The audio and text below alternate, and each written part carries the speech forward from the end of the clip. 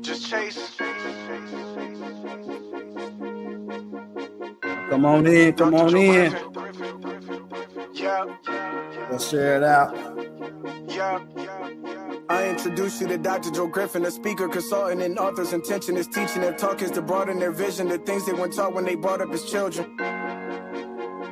I introduce you to Dr. Joe Griffin. It's Dr. Joe Griffin. Y'all come on in, y'all come on in. Dr. Joe Griffin, a speaker, consultant, and author's intention is teaching. Their talk is to broaden their vision, the things they weren't taught when they brought up as children. Reach for the top, regardless of situations, predicaments, or your conditions. He's making history, all of the districts, increasing retention from teachers, 50 to 80% that ain't all that you hear me. He is the mentor. He paved the way with his tip methodology, really. Dream, be persistent, face fears, seek change, go out and go get it. This what you learning with Dr. Joe Griffin. With Dr. Joe Griffin, yeah. Yeah, he says recognize trauma, push past the pain. If you got a problem, go look at his frame. Work your perspective and look at it change. Find a goal, set it in critical thing. Manage time, self-awareness. These are the few of the things he's trying to get you to do every day. Do every day. Led 5 schools to increase test scores with his teacher principal collaboration. Things he give to you will have you take you drive to the next level. But first, you need to get some fuel at gas station. Supporting education leaders, creating a culture for kids that'll last for ages. Lack of access to quality professional development, that's outrageous. Got his doctorate in education, leadership, research, make changes. Need to put the kids first and raise them. Need to teach them they worth, stop playing. Later on, they gon' run this nation. Dr. Joe with his dissertation taught to those who would fix, make changes. I introduce you to Dr. Joe Griffin, a speaker, consultant, and author's intentions to teaching and talk. Great day, great day, great day, leaders. I hope everyone is well. Today, it is an amazing day. It's an amazing time. So thankful to be here.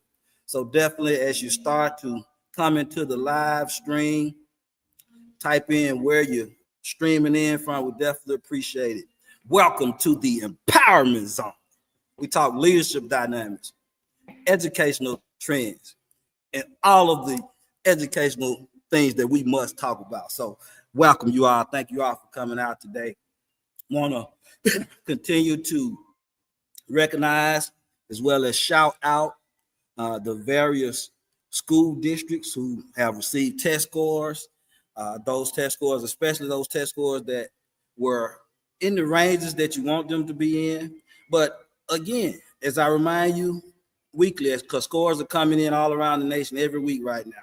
Even those scores that are not where you want them to be, you got to use the data as a flashlight. You shine it and see it as an opportunity to grow, an opportunity to give to your people what they need to order to move those needles academically, culturally, as instructionally, as well as organizationally. So again, as always, we want to dig in today, and thank you all for being here. It's been a difficult week for me. I lost my uncle this week, and he was a total inspiration to me. He used to rub this big lump in my head as a kid and tell me that it was a winning knot, and I believed him, and I still do. So I appreciate him for that, and just being able to celebrate as well as mourn, because he lived 90 years. So we were happy to see him, not happy to see him go, but happy to be in the presence of one another during such a difficult time. So I'm thankful for that as well. Want to ask that everyone continue to pray for our world. Pray for our world. We got a lot going on, you all. We know that there are changes that are coming, changes that we have to deal with all the time. But as leaders, as educators, we got to stand in the gap to make it happen. And with that being said, before I bring out my guest today, as normal, I want to lead you in with a brief prelude. Just a prelude to our conversation, a prelude to what we do as educators. And one thing about it, the time is now. I'm gonna let that sink in, because we want to think with the urgent mindset, not a mindset of panic, but a mindset of urgency that the time is now. whatever it is. And as always, I like to equate what we talk about to education, but also to real life, right? Because even as educators, we still have those extensions of our lives that tie into what we do. So with that being said, we want to think about how are we going to act on this sense of urgency, right? Because it's one thing to have it, but it's a totally different thing when you're acting on it, when you're standing in the gap, when you're making those crucial decisions that illustrate the urgency of the situation. Now you're talking about going to those next levels. So remember that clarity, being clear about those goals, being clear about those expectations, those things that you want to see happen as leaders. And we're talking about as leaders, we're talking about as teachers, and just in the education field and in life, clarity creates speed. It accelerates the project. It accelerates the process. So if we are working toward goals, but we don't know exactly what we're lifting toward, what we're working toward, that's a problem. You know, I think about myself as a teenager, a sophomore in college even. I look back at my yearbook from Oklahoma Community College, and I say I want to be a successful coach. But what does that mean? Pee-wee? Youth league? Right? So we want to be specific in those goals, clear about what we want to do. Maybe it should have been, I want to be a successful high school coach, or a successful pro level coach, or a successful college coach. But a successful coach, you know, that can be determined, seen a lot of different ways. And when I had helped win a state championship 4 years into that, that was already done. So we want to put goals that stretch us to new and different limits. It's a sprint. It's a sprint all the way through. And again, just because we're sprinting, just because the sense of urgency is there, that does not mean we have any fear about what's going to happen. That just means we're working towards our goals at a rate that we want to reach, right? We're putting it together at a rate that we're not going to settle for anything less than where we want to go. And that's what it's all about. You got to turn that pressure into purpose. What you mean, Dr. Joe, turn pressure into purpose? So if I'm applying pressure, I'm trying to do the best I can, I'm observing, I'm getting feedback, I'm giving feedback, but what am I doing with it? Right? Am I going to let that pressure me? Am I going to let that to allow me to feel that I'm not worthy or that I'm not doing everything that I need to do? No, we got to use that as an opportunity to dig in even deeper. Use that feedback, turn that pressure into purpose. So now when I get this feedback, I can use it to better me. I can use it to put myself in a better place where I can then empower others at a whole different level. So again, as you think about where you are this week, and as we prepare to go into today's professional development, just know that, oh yeah, the time is now. We can't wait any longer. The time is now. And with that, I want to definitely prepare to bring out my wonderful, wonderful guest today. And then I'm going to bring her out, and I'm going to read her bio, and we're going to go from there. Hello, hello. Great afternoon, Dr. Clark. Hello, everyone. Hello. I'm so excited to be here. Thank you for having me, Dr. Griffin. Oh, no problem. I'm happy to have you here, and I'm happy that you accepted the invitation. So it's definitely a pleasure. I'm going to read your bio here, and then we'll get into some conversation. Okay. Dr. LaWanda M. Clark is an inspiring and transformative educational leader whose journey from financial secretary to principal is a testament to her resilience, dedication, and relentless commitment to empowering students and educators alike. A single mother raising her son while working in clerical positions, Dr. Clark recognized that only she could influence her life and her son's future. Armed with a bachelor's degree in criminal justice, Dr. Clark initially served in various clerical roles, yet her passion for education ignited a desire to create a more promising future. This realization drove her to return to school to obtain her teaching certification, embarking on a path that would change their lives forever. With unwavering determination, she ventured back into academia, ultimately making a significant impact over 5 years as a teacher at Lucy Elementary and Lawrence Elementary. It was here that she discovered her true calling, fostering student growth and championing equitable learning experiences. Her leadership journey took flight as a professional learning community coach at Balmoral Ridgeway, where she collaborated with teachers to enhance instructional practices. She also served as a math support analyst. Her impactful leadership continued in her role as principal of Memphis STEM Academy in the Fraser community for 5 years. She then transitioned into the director of curriculum and instruction for Fraser Community Schools, where she worked at MLK Prep High, Humes Middle School, and Westside Middle School. And now she's come back to be the principal at Westside Middle School. Dr. Clark proudly earned her master's and doctorate in educational leadership and policy studies from the University of Memphis, where her thesis and dissertation delved into the community school model. Her scholarly work underscores her unwavering commitment to enhancing educational opportunities for all students. Dr. LaWanda Clark continues to leave an indelible mark on the landscape of education, proving that when we invest in people, we ignite the potential for greatness. Wow, wow. That's powerful, Dr. Clark. That's powerful. Thank you. Powerful biography. And I'm sure that some of our guests heard your journey within that a little bit. Can you kind of talk about how does rising through the ranks from clerical staff to principal, how does that inform your role as the leader? You know what? It's a booby trap. Okay. It set me up for success beyond what I even could imagine for myself. And so what happens now is that I accept no excuses from anyone who says what they can or cannot do. Now, I don't take for granted my work as a financial secretary or in the clerical field.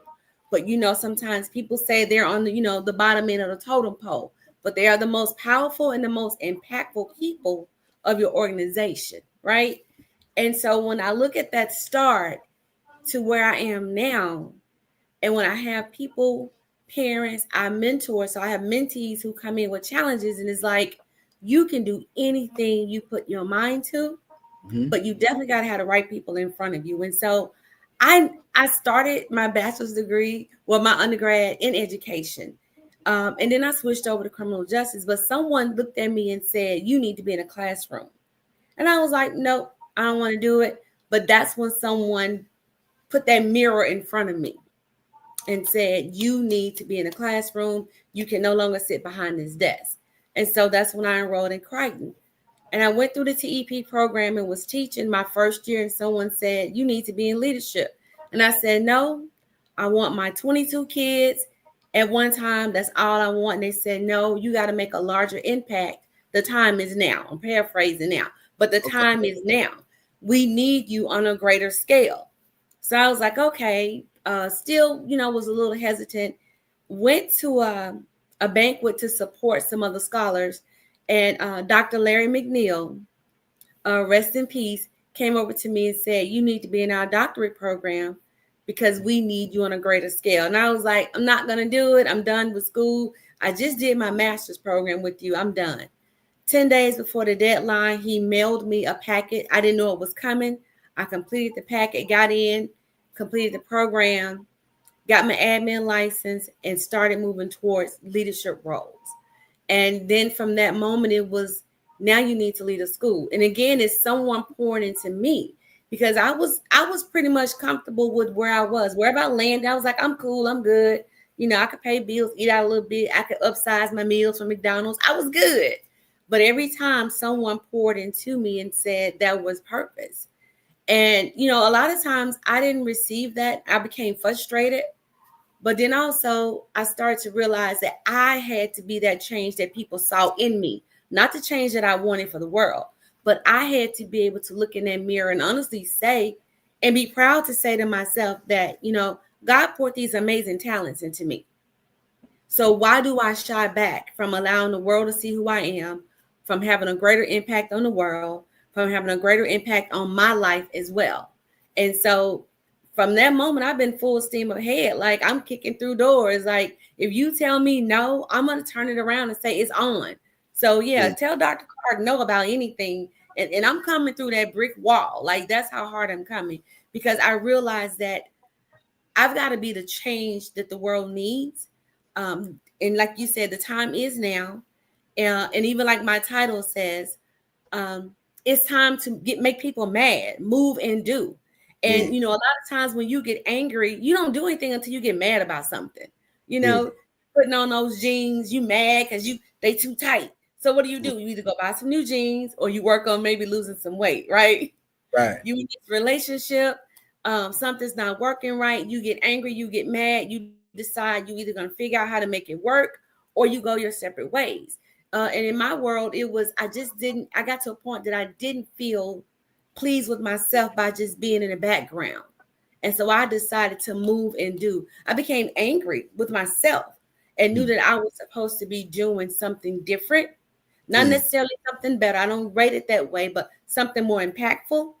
And so I had to get mad at myself and move and do, which is why I'm where I am today, making people mad all over about what it is they're doing and what it is I see where they need to be. Definitely.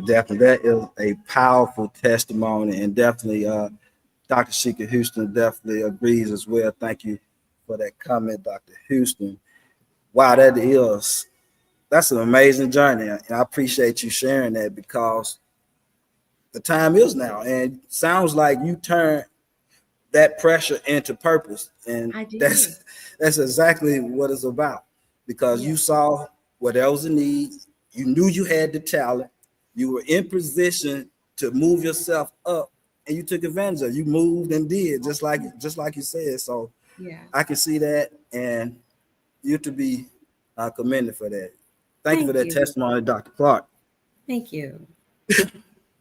As you also in your biography, I noticed that you were a PLC coach, a professional learning community coach, for about 5 years, I think it read, or something like that. But professional learning community, that's one of the hallmarks of my legacy as a principal. One of the things that we talk about quite often here on the live streams as well. What do you, being that you had that experience as a PLC coach and served in that role, what do you feel like the biggest or most important components of a PLC, of a professional learning community, to make it flourish, or to make it, work as it needs to work? Yeah, 2 words. Okay. No, 3. People, collaboration, and a goal. You got to have people. You have to collaborate. Now, collaboration doesn't mean we agree with everything, right? Because the way I look at something is different. But how do we get to this goal, right? And, I might take 2 steps to the left and move forward. You may take 2 steps to the right and then 1 back. But we all have to reach that goal. So with the professional learning community, it's about having the people, having that sense of collaboration, meaning we have to work together, even in our differences. We got to make each other mad. We got to move and do, and then we work towards achieving that goal. I love it. I like how everything that you talk about goes back to that MAD and being able to move and do, because that's crucial. I really like that. It's about action. It's about action. You meet people who talk a good game, and that's fine. If that's your gift, that's your purpose, that's fine. But I'm one that's about actions. And so you can say whatever, we can talk, we can laugh. I'm going to agree. I'm going to cheer you on, but I'm going to watch your actions. Because when you have those actions, then you have an impact based on your actions. So I'm just a person that's rooted in, what do your actions say about you? Not necessarily your words, because at the core of you is what you do. At your very core is what you do. Definitely. I also noticed in your biography, your experiences. You've got a vast variety of experiences, elementary, middle, high school. And I know that because I have those experiences where that allows you to see things from a little different perspective, maybe than someone who just served at elementary or someone who has just served at middle or someone who has just served at a high school. How has those different experiences at each of those levels been able to help you as an administrator, as a leader, as a principal? You know what? It for me, it's almost all the same. They're all Okay. students that want to learn, and they want somebody in front of them that cares, no matter what the grade band is. And so, if you stay focused on, I need to do what's best for this child at elementary, middle, or high school, you never miss the mark. And so, as a leader, no matter what grade band I've been working with, it's about always doing what's best for those students. And so, that could mean the curriculum, that could mean parental engagement, that could mean teacher development, that could mean principal developing, that could mean data analysis, that could mean something I'm heavily involved in now is really just marketing my school. What is best for my babies? And so if you told me years ago I would have been a middle school principal, I'd be like, no, you're kidding me, because I just didn't think I could. I just didn't think they would like me at middle school. It wasn't about me liking them. I just thought I was just for the babies. But also I recognize they're all babies. They're all our babies. They're all my babies. And while I'm standing before them, no matter what their ages are, I'm going to put what's best for them in front. And as long as I'm leading with that in mind, I will never miss the mark. I may not make it the way someone else thinks I should, but I will never miss the mark at loving them, educating them, working with their parents, working with their teachers, working on myself as a leader to make sure that they have the best that they have. We're from the same hometown, so I don't know if you remember, but one principal that I remember was Mr. Pittman, George H. Okay. Oliver School. I remember him. I loved him. I saw him in the community. And here I am so many ages later, and I still can tell you I can remember him. And I almost can see him in my head right now because he represented something in front of me. I felt safe in his school. I felt like he loved George H. Oliver. I felt like we lived in the same neighborhood, so I saw him in my community, so he was approachable because he put what was best for the school out in front, and he never missed the mark. Love it. I love it. Yeah, Mr. Pittman, I wasn't ever in one of his schools, but I definitely remember him. And my elementary principals were Mr. Clark, Donald Clark. Oh, and, yeah, I know him. And Mr. Burrow, Mr. Timothy Burrow. So yeah, they were influential on me as well. So yeah, I appreciate that. You also in your biography, you talk about your dissertation work in which you led or had. You talked about community schools or communities in action or something to that sort. I'll let you talk a little bit more about it to clear it up.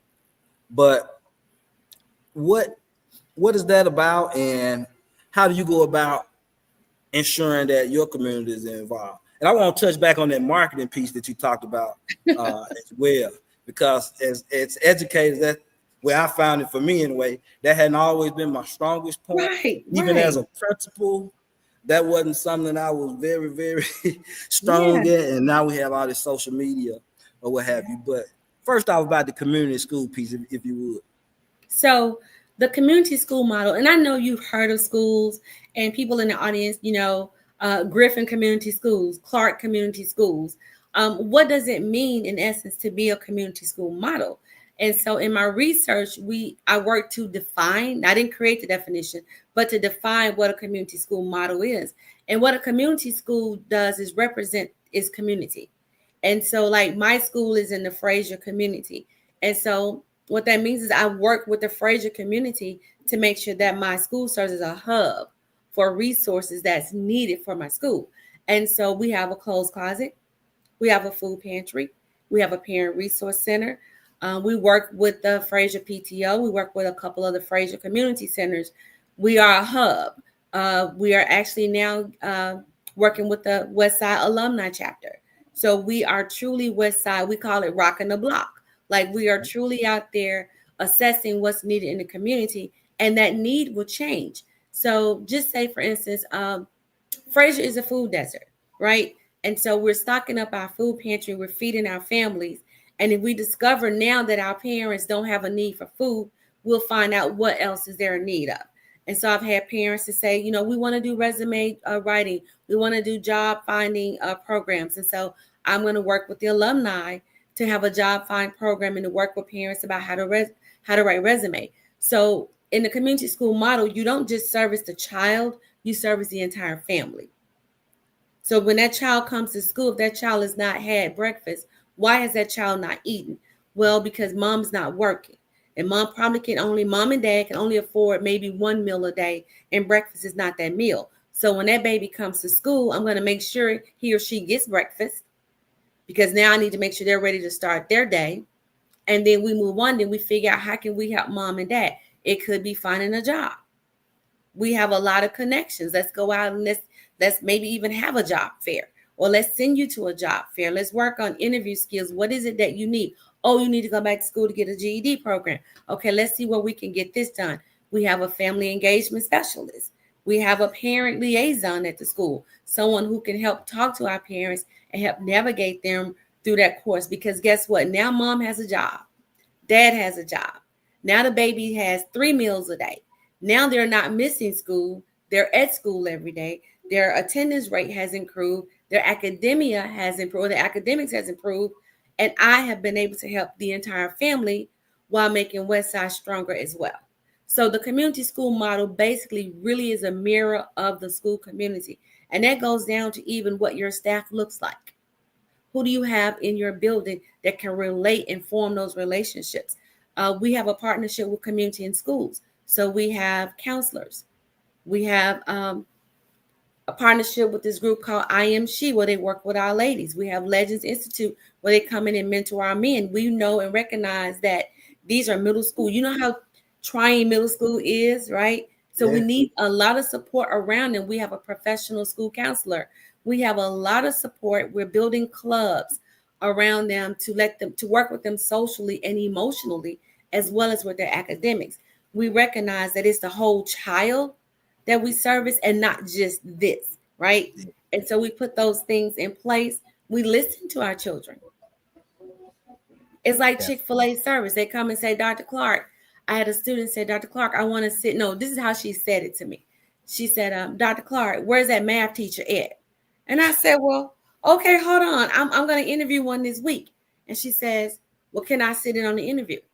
Because I want to have something to say about my math teacher. So guess what? I brought her in. I allowed her to sit in on the interview. I allowed her to interview the teacher, and the teacher fell in love with her. And we're going to hire that teacher is going to actually start at the end of the month. But her voice matters in the community school. That's her community. So she gets to come and tell me what type of teacher she wants in front of her. And she said, I want someone who's disciplined, who's structured, who knows how to help me. She didn't just say, I want someone who's going to give me resource. She wanted somebody to put some pressure on her. And I was proud of her for that. And so I recognize that I have leaders in my building that sit there in the desk every day, and they recognize this is my community. And so they are helping me build that school and change it every day. I love it. I absolutely love it. And the fact that you are working with her and those and other people as well to empower them, lead them to their purpose. Yeah. Lord gonna bless you for that. Definitely keep it up. He has already. Yes. I'm in awe of what he does every day. I drive into work and I'm just smiling and keep it in mind now when I'm driving to work, I'm listening to Megan Thee Stallion and Cardi B. So I'm getting pumped up, pressure. I'm ready. And then I just have to think about just the goodness of God and how he has blessed me with such an amazing community, an amazing founder, amazing staff of teachers, amazing families, and most importantly, amazing babies, right? So I'm just blessed to be able to do this work. I truly am. And I'm having the time of my life. Yes. And that you actually kind of led into the next question, because you touched on your investment in people, your investment in the community, how you going about empowering those that are under your leadership. And that was kind of the question that I had prepared, was some of the ways that you do that. Was there any more you could add to that on how you invest in your people? You know what? Dr. Jim Mitchell, University of Memphis, used to always say to us, it is people and not processes that make the difference.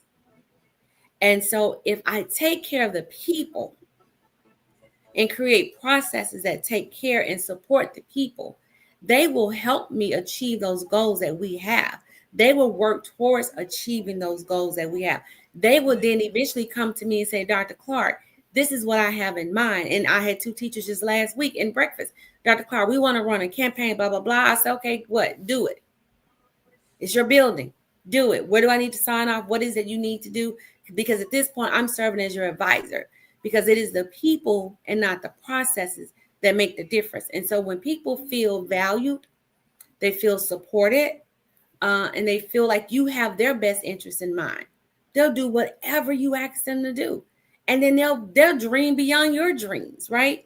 And so I recognize that when I saw the impact of it, when people started investing in speaking into my life every day, telling me what I needed to do, when I probably didn't want to do it, just being stubborn. I don't want to teach. I don't want to do this. And then just recognizing that I'm walking in my purpose.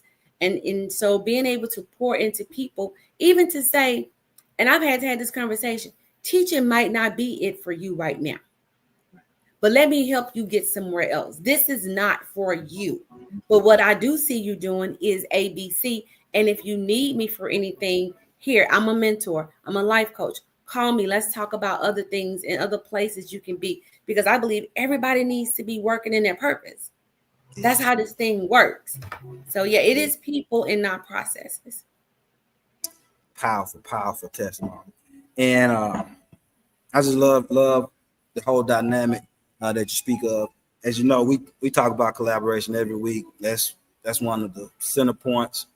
Teacher principal collaboration, as well as systemic collaboration, just all across the board, because you can't do anything by yourself. You can only do minimal by yourself. Yeah. And I had to learn that. I joke all the time about that's one of the reasons why I'm bald headed, because I had to learn how to distribute that leadership, how to, make sure that everyone is involved, because sometimes you just think you're supposed to do it all. You want to do it all. You want to make sure it's right in your eyesight.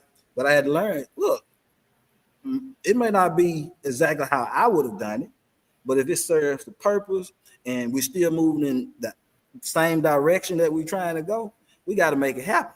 So we empower those people, we keep it moving, and sounds like you're doing a great job there. So definitely. Well, on the flip side, let me tell you how I learned that, because someone asked me, this is my second term as a principal, what's the difference in you? And so my first year, I came in thinking I had to do everything.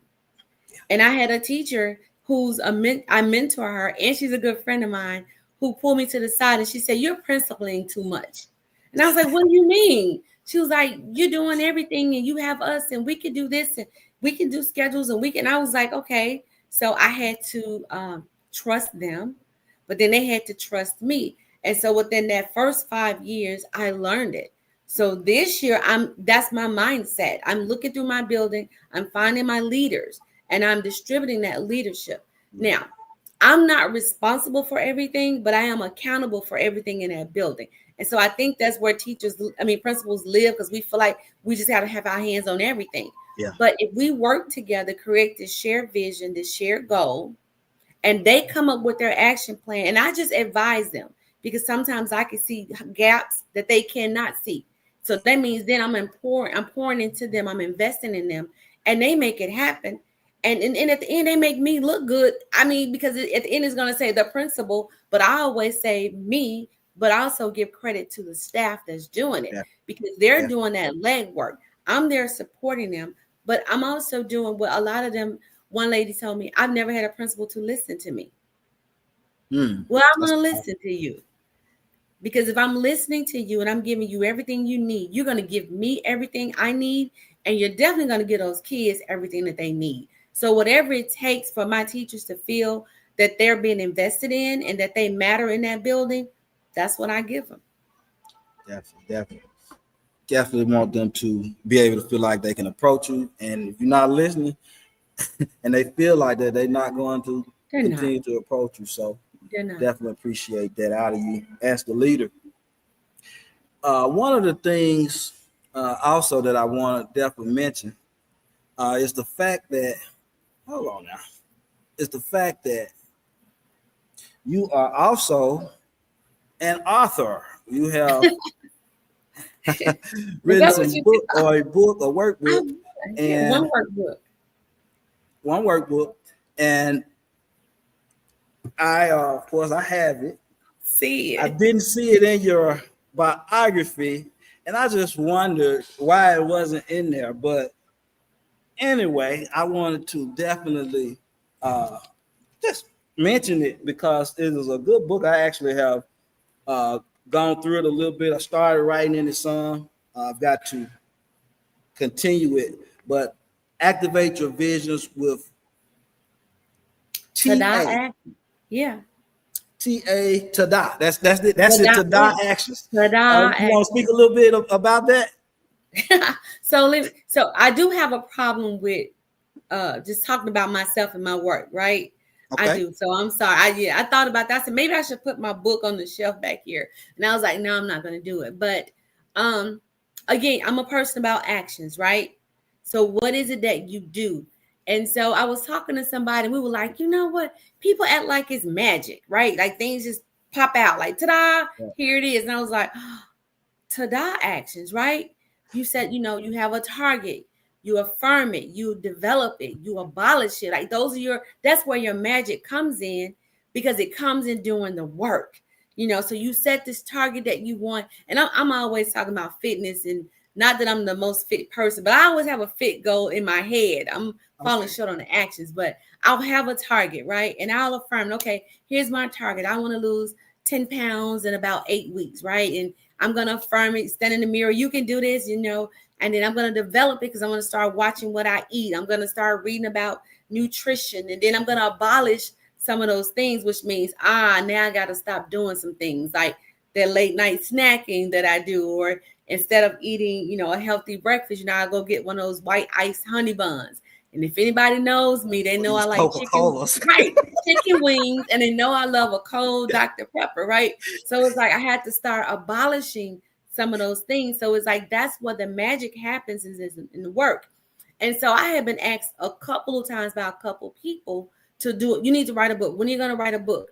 And I couldn't sit down and think about what book. Like someone called me a culture queen. You need to write a book about how you create your culture in the school that your teachers don't want to leave. They don't want to leave from year to year. They don't want to leave at the end of the day. What is it that you're doing? And I couldn't put it into words. And so I said, well, maybe let me just talk about how everybody sets a vision and talk to me, you know, about a vision board. Have you ever had a vision board party or gone to a vision board party? And so when you go to gone to a party. So what they do, Dr. Griffin, is they give you this big poster board and they give you all these newspaper clippings. And for women, most of the things they're going to put up would be like a wedding, a vacation. This is what I envision for my life. This is what I want for the next 6 months. And it's all pretty and they present it and then they put it down. It's in the closet. It's under the mattress. It ends up in the trash. Right. Nothing happens. So I wanted to tap into that world of once you do that vision board, how do you make something on that vision board? Because you can't do it all at one time. Just don't even set yourself up. But how do you take that vision board, put some into play? And so that's when workbook came. And it actually came from me just going back and thinking, how did I get from a financial secretary to a principal? Yeah. And it was about, I set a target. Say that again, Doc. I think they need to hear that again. Say that again. It went back to how did I go from financial secretary to a principal? Wow. And I was like, what actions did I take in my mind? And that's why I came up with the I impact. How did I impact my own life? And I said, okay, these are some things that you did. You set a target. Okay. Then you put in your mind, LaWanda, that you can do these things, which means go back to school, go to school and work, go to school and work and be a mother, go to school and have a life. It even came to a point where I did not socialize with a lot of people because, working your doctorate, you don't have that time. So I had to just like come out of their world for a minute. Then it was like I had to develop things, like develop practices that will help me get to that point. Go back to school, learn how to do Microsoft Word, Microsoft Excel, learn how to analyze data, the things that I knew I would need to be a principal. And then I had to abolish some things. I'm not a social person to a degree on some things, so I had to put myself in circles, which means I had to stop being so shy and reserved if I wanted people to see the leader that was in me. Right. And I had to take those tada action. It took me years to do it. But if you look at my track record, I'm 20 years in and I've been a financial secretary. I've only taught 5 years and I've been in leadership for 10 plus years. It went very quickly because the actions aligned. Yeah. And so when your actions don't align, think about a lesson plan. When there's no alignment across that lesson plan, what do you get? You just get a lot of clutter. You get a lot of chump. You can walk into a room and say, ooh, there's no alignment. And when your life is misaligned, you won't achieve those goals. So the book is about aligning your vision with your actions so that you can achieve those goals one vision at a time. So actually what you were supposed to do with the workbook is make a copy of the workbook pages and then work that so that you can, okay, I've gotten this one done. Right. Well, you can if you only have one vision you want to accomplish your whole life. Okay. Okay. Well, I'm glad I didn't finish it yet. Okay, right. If you need I'm glad I didn't finish it yet. I'm gonna have to make copies. I'll send you the worksheets. Yeah, you make copies of the worksheets. So, like if you're doing this with a PLC or a staff development, you make copies of it and you get to write over it. And it's a living document, which means you get to scratch, you get to, erase some things. There's a reflective journal in the back where I actually talk to you about how to journal your progress or your lack of progress. So then you can recognize, why were you not able to achieve this progress? Oh, you know what? I did work some extra hours that week. It could be something that's serious. So maybe you might need to cut down some hours or maybe minimize the goal a little bit. But it talks to you about how to go from step to step, but it's one goal at a time. And I'm not saying we can't have 5, 6, right. But you wear yourself out. Let's just be real about it, right? And if you really want to be impactful, you want to do this the right way. You don't want to rush. You don't want to half step it, but you want to make sure you're giving it your all. And the key thing about those tada actions is that one that we never want to deal with is abolishing. Stop doing things that we know we shouldn't do, or stop doing those things that we like to do because they hinder us from being able to be successful. And a lot of times it's our own selves. We hinder ourselves. So actually the book is also about being a reflective tool. Let me look at myself and let me see what it is I need to develop. Well, let me see what I need to develop and abolish. But what actions do I need to take so that I can be a better person and contribute to the society in a better way so I can help someone else? So that's what it's about. It's powerful, powerful. That goes back to clarity creates speed. The time is now. Those clear goals, those clear expectations.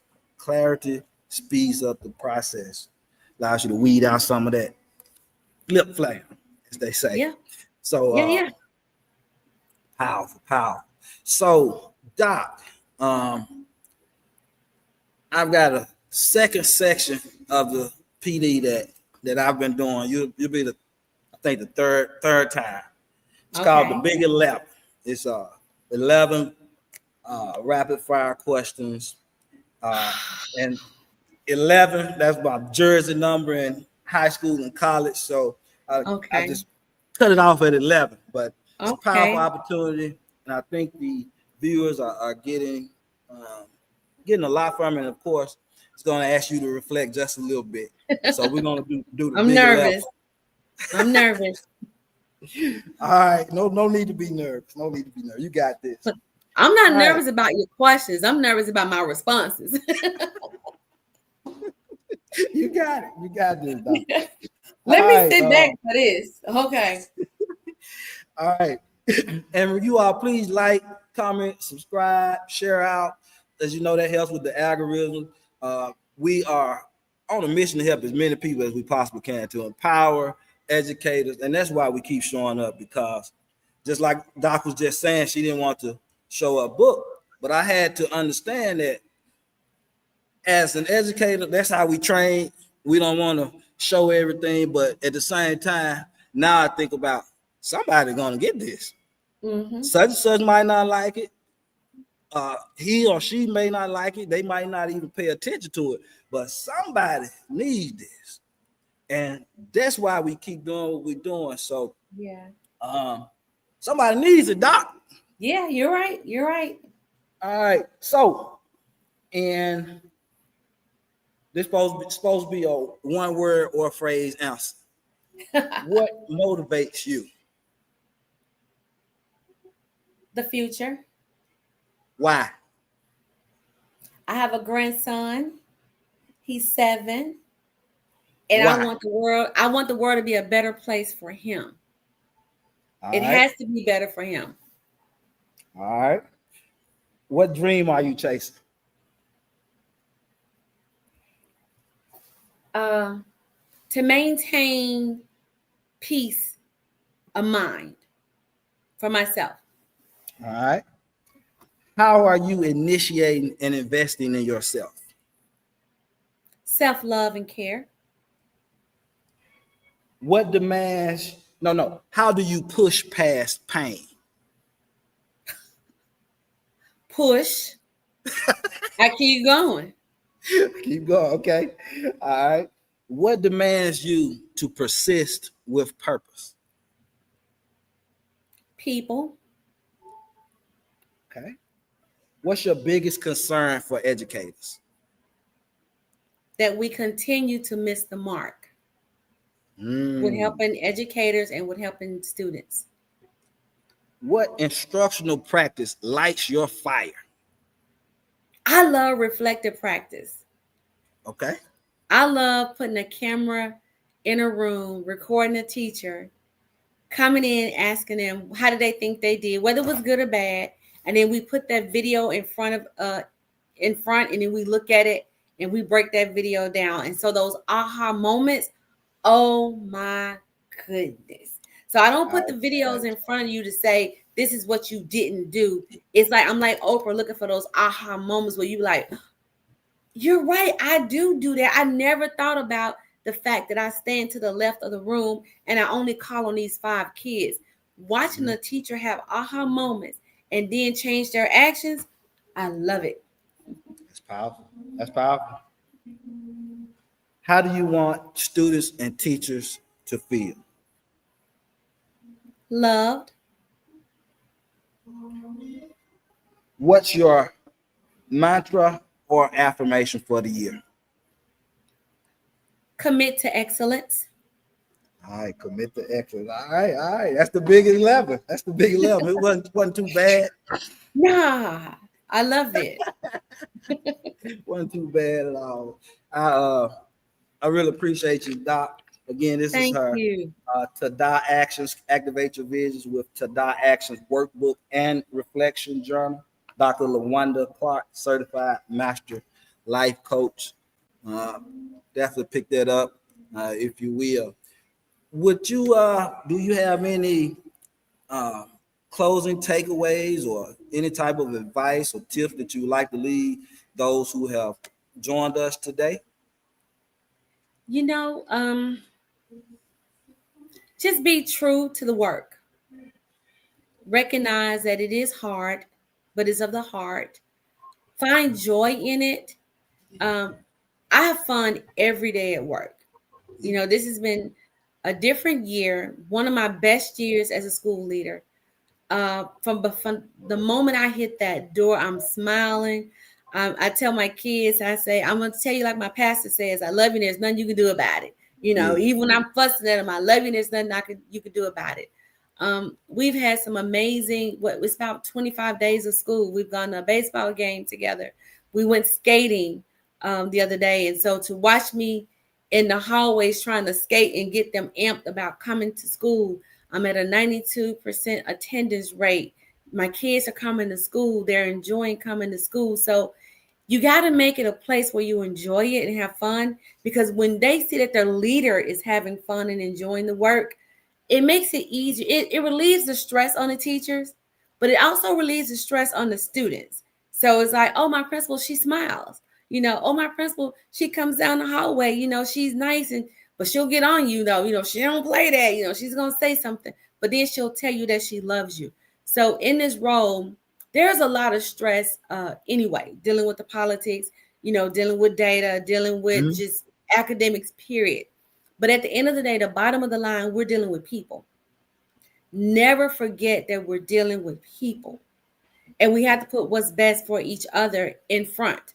And so recognizing that, I tell my teachers sometimes, I was fussed at them the other day, and I said, I asked you to do A, B, and C, and you haven't done it yet. But you're going to always come and ask me to do something, and I'm going to do what I can for you. And so I expect you to do the same for me. So I demand that same level of commitment to excellence from them that I give to them. And so just remember that this work is about the people.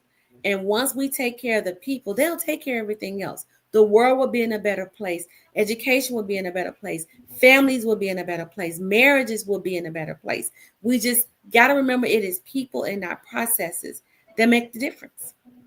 Definitely. I love it. It's about people and purpose. Yes, it is. And the time is now. And the time is now. That's right. We can't wait any longer. We got to do it right now. We got to start working towards, and it's going right. Happen. Get mad, move and do. And I'm gonna say this. I was doing some research because I'm working on I call it a master class on I enjoy making people mad, move and do. Recognizing that when people get mad, there is something. When they get mad, there's an emotional tie to it, right? And when you tie your emotions to things, you want to move and do something. Do you remember this story when they talked about there was an old man on a porch with a dog, and the dog was on top of a nail, and they said, why won't that dog move? And he said, because that nail's not hurting him enough, right? Yeah. When things hurt and matter, you will do things. And so getting mad is not about getting angry, but it's about reacting to those emotions that you feel about something. Like when you work out and you feel good and pumped, and sometimes I listen to E.T. when I'm working out, and I'll listen to Glorilla, and I think I could just lift everything. So I'm like, oh, I got it, right? So I'm moving and doing because my emotions are tied to the music, and then it's tied to the feeling and the adrenaline that's pumping in my body has convinced me that I can do anything in that moment. And so that's what I mean about I'm in people's faces, making them mad, but not in an aggressive way, in a way that ties some emotions. So when I talk to my teachers and I say, what do you want your data to say about you at the end of the year? Well, Dr. Clark, I'm going to be a level 5. Well, right now, you just finished last year at a level 3. And I had a teacher move from a 1 to a 3. Her goal is a 5. And so I'm like, okay, now how you going to get to that 5? Not by doing those 3 behaviors that you're doing. And she's like, oh, no, you didn't. Yes, I did. Not by doing those instructional practices of a level 3 teacher. If you want to be a level 5, you need to elevate your game. So she's like, okay, well, let's do it. Now she's mad, but in a good way, because now she's going to move and do, starting with her planning, starting with her action. She's meeting with me more, but she knows that if her goal is to be a tier 5 teacher, she knows what she has to do. Same thing in life when I'm talking to my mentees. In life, what is that you want to do? I want to do this, and that. Are you emotionally tied to it? No, then why do you want to do it? Yeah. What do you mean? Are you doing this because your mama think you should do it? Why do you want to do this in life? If you're not tied to it or emotionally invested in it, you're not going to do it. You're not going to move and do. You're not going to try to stop it from sinking when it starts to fail. So when people talk about things aren't aligned, you're not aligned. Or I'm so stressed. Let's go see where the misalignment is. When you go to a doctor because you have back problems, there's a misalignment in your spine. Once they line that up, you can what? You stand up taller, you walk taller, you can do those things. People need to get aligned. And then once you get aligned, move and do. And go be great. Be great. Love it. Great information today. I hope our viewers have really, really dug in, those that have called it live, and whether you come back and watch the replay, either way, I hope you dig in, take a lot of notes. We've had a really transformational leader in Dr. Clark join us today. So again, we appreciate you. Would you like to leave your information in case somebody needs to reach out for some support? Yes. So you can email me, Dr. Clark. So that's DrClarklm at gmail.com. And of course, just hit me up, and of course, I will respond. All right. And as we prepare to close, you all, I definitely want to just continue to remind you of everything we do here at Joe Griffin Global, our professional development sessions for leaders as well as for teachers. We do subject area coaching, ELA, math, science as well. So all of those things are on the radar for us. We are heavily endorsed in helping schools be better. So definitely reach out. I want to continue to also want to share our works. Don't forget the DIP approach for educators. Success manual, discipline culture plus instructional practice equals performance, as well as empowering educational communities, a guide for teacher principal collaboration. We have our SEL books, the DIP approach for student and adult success. And that's where those questions come from, Dr. Clark. Dream and the DIP approach for student and adult success. The D is for dream with desire. The I is for initiate and invest with yourself. The first P is push past pain, my personal favorite. And then, of course, the last P is persist with purpose. 33 principles in that curriculum. And don't you forget the integration of the arts as therapy. That's our poetry collection. Again, we love the arts. We love what we do. So feel free to reach out at any time, you all. It's been a wonderful, wonderful day. And as we close out, I definitely ask that you continue to love, lead, learn with your heart. Continue to search for wisdom so that you can find your true purpose, and continue to be courageous so that you can drown out all fear and be who you need to be in all of your academic as well as living spaces. To all, a great day. Hold on for a second, Doc. Thank you.